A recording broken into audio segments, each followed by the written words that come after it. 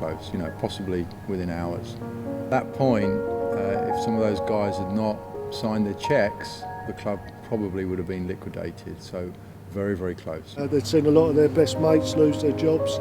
Some tough decisions had to be made in that respect by the administrators, and it was really, really tough for everyone involved at the club at the time.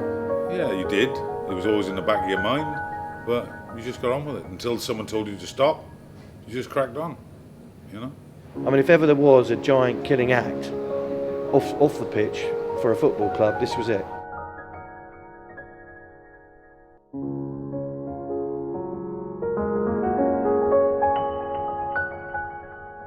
After a summer of uncertainty, Portsmouth kicked off their pre-season at Aldershot. It's been a state of emergency for manager Michael Appleton, as last week the administrator said they had to remove every player from the club's wage bill or go bust. They've been slowly whistled down. They found the exit door like we asked many of them to do last week. Some of them have been absolutely fantastic. There will be a Portsmouth Football Club come August 11th. In what form or shape it'll be, we're yet to see, but there will be a Portsmouth Football Club on August 11th. My name's Eric Colborne. I own the Glass and Mirror Centre in Kingston Road, Portsmouth. I've been a Pompey supporter for all my life. I believe we've got the greatest supporters in the world. To get 2,500 people to put up £1,000 is a phenomenal achievement. We had to fund the football club on a week-to-week basis, so all the losses that the football club was making we had to fund.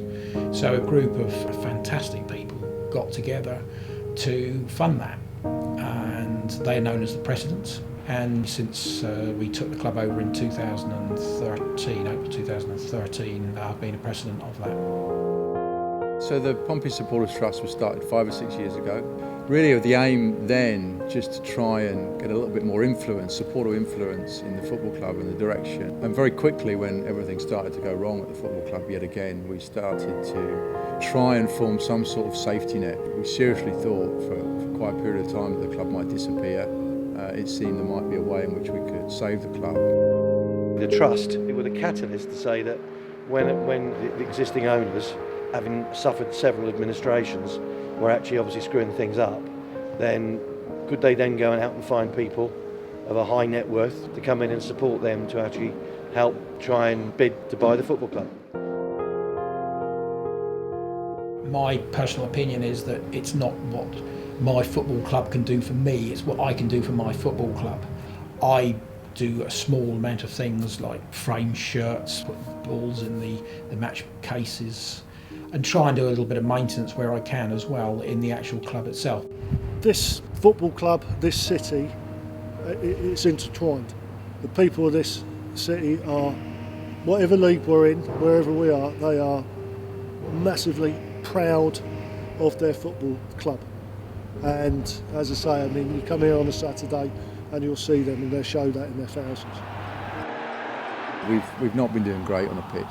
As a fan, if I was sat up the back of the stand there, which is where my seat is, at the end of a game I'd have gone back to the pub with my mates, we'd have had a grumble over a beer, and then life would have moved on to the next game. But if you watch a game now as a director from down here, you feel the stress and the pain of every kick of the ball, and it really, really hurts when performances are poor, results are poor. But we do things in the best interest of this club, which hasn't happened here for a long time. My grandfather came here from the early 1900s. My father came here from the 1940s, and my first match here was in 1959. One of the things that really, for me, is never changed is the excitement of watching my hometown football club play football, and consequently you want them to win. I'm just an ordinary fan. What you want to do is you want to try and achieve stability and then go back again and try and experience those things, rather than actually have the club destabilised as a result.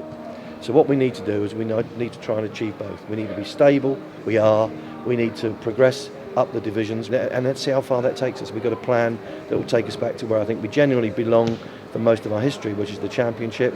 Once we get there, we'll have to have a rethink.